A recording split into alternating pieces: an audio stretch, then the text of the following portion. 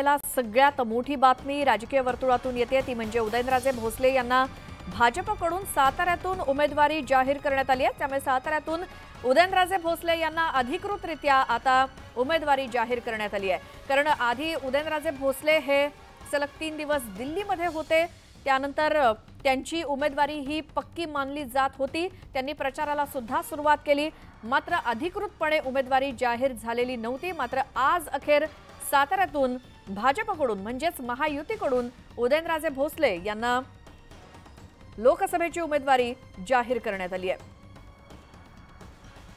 दुसरीकडे उदयनराजे भोसले यांनी साताऱ्यात प्रचाराला देखील सुरुवात केली आहे आणि आज अखेर अधिकृतरित्या सातारा लोकसभा मतदारसंघातून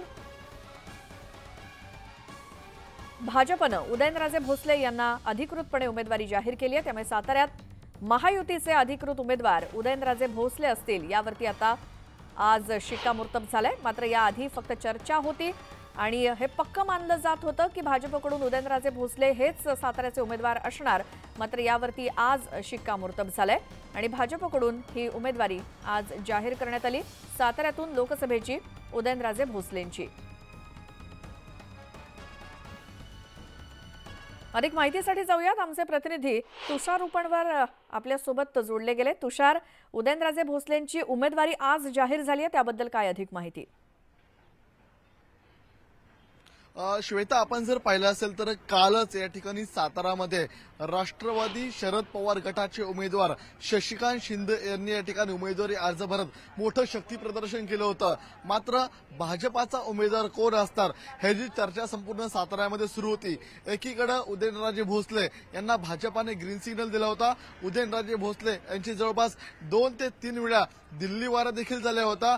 सातारामध्ये या ठिकाणी राष्ट्रवादीची जागा जी अजित पवार गटाकडे जागा आहे ती जागा काढून भाजपाला जागा देण्यात आली आणि त्या ठिकाणी उदयनराजे भोसले हेच उमेदवार असणार ही या ठिकाणी भाजपाने घोषित केलं। मात्र अधिकृतरित्या कोणतीही घोषणा झाली नव्हती। उदयनराजे भोसले दिल्ली वारीनंतर जेव्हा सातारामध्ये परतले तेव्हा त्यांचं मोठं थाटामाटात स्वागत करण्यात आलं। मात्र अधिकृत घोषणा न झाल्यामुळे कार्यकर्ते संभ्रमात असल्याचं पाहायला मिळालं होतं। मात्र आता या ठिकाणी उदयनराजे भोसले यांची अखेर उमेदवारी घोषित झालेली आहे।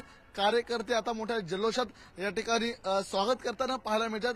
त्यामुळे काल जसं राष्ट्रवादीचे शरद पवार गटाचे उमेदवार शशिकांत शिंदे यांनी ज्या प्रकारे शक्ती प्रदर्शन करत आपल्याला उमेदवारी अर्ज दाखल करताना पाहायला मिळालं, त्याचप्रमाणे त्यापेक्षा 1 लाख या ठिकाणी कार्यकर्त्यांसहित उदयनराजे भोसले या ठिकाणी उमेदवारी अर्ज दाखल करतील असा अंदाज आहे। त्यामुळे आजच उमेदवारी या ठिकाणी ज्या प्रकारे उदयनराजे भोसले यांच्या नावाची घोषणा झालेली आहे तेव्हा सर्वच कार्यकर्ते कामाला लागल्याचं पाहायला मिळतंय। कारण की उदयनराजेंकडून आग्रह केला जात होता, एकीकडे राष्ट्रवादीच्या उमेदवारांचं नाव जाहीर करण्यात आलेलं आहे, राष्ट्रवादीचे उमेदवार अर्ज भरतायत, मात्र या ठिकाणी पक्षातले कार्यकर्ते अजूनही संभ्रमात आहे कारण की अधिकृतरित्या त्यांचं नाव जाहीर केलं नव्हतं। अखेर पक्षाने आज आपल्याला दिल्लीतून हे नाव जाहीर करताना पाहायला मिळतंय आणि उदयनराजे भोसले येत्या 24 तासामध्ये आपल्याला या ठिकाणी सातारामधून या ठिकाणी उमेदवारी अर्ज भरताना पाहायला मिळणार आहेत।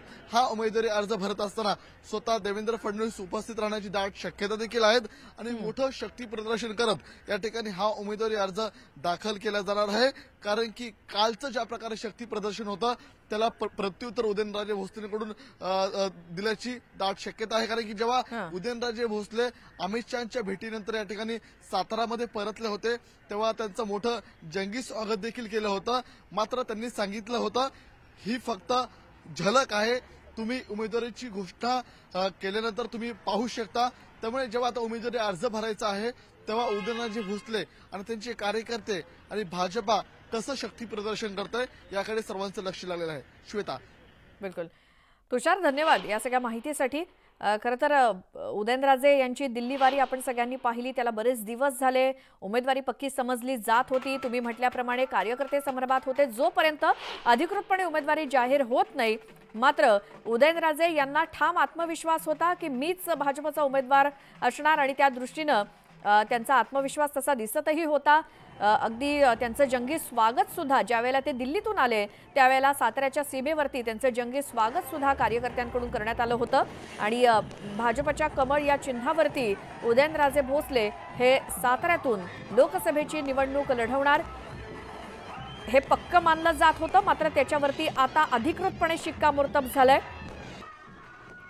तर साताऱ्यामध्ये महायुतीचे उमेदवार उदयनराजे भोसले विरुद्ध महाविकास आघाडीचे उमेदवार शशिकांत शिंदे अशी ही लढत असणार आहे आणि उदयनराजे भोसले यांची अखेर आज महायुतीकडून उमेदवारी निश्चित करण्यात आली आहे किंवा उमेदवार म्हणून त्यांचं नाव आज अधिकृतपणे घोषित करण्यात आलं।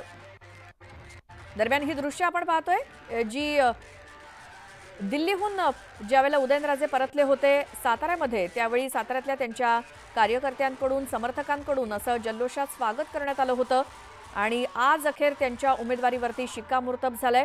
लोकसभेसाठी साताऱ्याचे महायुतीचे उमेदवार उदयनराजे भोसले असतील आणि त्यांच्या उमेदवारीची अधिकृत घोषणा आज पक्षाकडून करण्यात आली आहे आणि लवकरच उमेदवारी अर्ज उदयनराजे भोसले हे लवकरच दाखल देखील करतील।